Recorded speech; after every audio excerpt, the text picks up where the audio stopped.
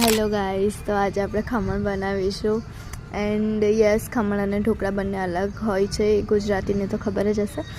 તો આ આપણે ચણાની દાળ લઈ લીધી હતી અને તેને 4 કલાક સુધી પલાળી રાખવાની છે.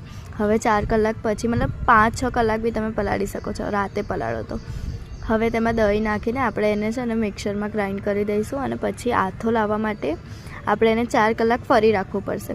તો મેં તડકામાં 1 કલાક રાખી દીધું, તો પછી 2-3 કલાકમાં આથો આવી જાય છે.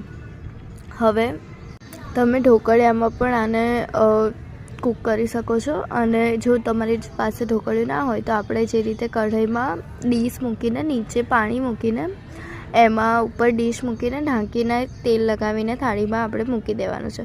હવે મેં આ બીજું ખીરુંમાં મરચાંની પેસ્ટ ને એ બધું નાખીને કર્યું હતું. તો બંને અલગ અલગ તમને જે ભાવે એ તમે કરી શકો છો.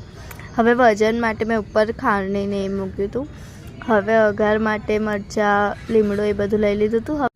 આ છે આપણે ભજીયામાં અને ખમણમાં જે કઢી ખાતા હોઈએ છીએ, એ મેં ઘરે બનાવી હતી. તો એની માટે ચણાનો લોટ લઈને એમાં પાણી નાખીને તમારે ખાંડ અને આ રીતે વઘાર કરી દેવાનો હોય છે. અને આ બહુ ઇઝી હોય છે અને બહુ મજા આવે છે ખાવાની. હવે મેં જ્યારે ઈનો નાખવાનો હોય છે આમાં ખમણમાં, પણ મેં જે ખાર હોય છે ખાવાનો એ વાળો નાખ્યો હતો. તો તેના લીધે કલર એટલો સારો નહોતો આવ્યો અને ફૂલ્યા નહોતા, બહુ ફ્લફી નહોતા થયા, લાઈક થોડાક થયા હતા. પણ તમારે જો વધારે ફ્લફી કરવા હોય તો ઈનો નાખજો ને એક્ટિવેટ કરવા પાણી નાખજો.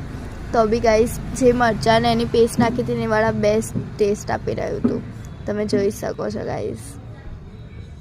તો બસ, like, subscribe, share, bye by.